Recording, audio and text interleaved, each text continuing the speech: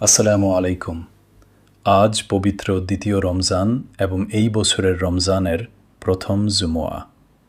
জুমুয়ার দিন এমনিতেই সপ্তাহের সেরা দিন, আর রমজানে এর মর্যাদা বহুগুণ। নবী সাল্লাল্লাহু আলাইহি ওয়াসাল্লাম বলেছেন, জুমুয়ার দিনে এমন একটি মুহূর্ত আছে যখন কোনো মুসলিম বান্দা আল্লাহর কাছে যা চায় আল্লাহ তাকে তাই দেন। তাই আজকের আমল হিসেবে: ১. জুমুয়ার দিনে বেশি বেশি দুরূদ পাঠ করুন। ২. সূরা কাহাফ তিলাওয়াত করুন, যা আপনার জন্য নূর হয়ে থাকবে। ৩.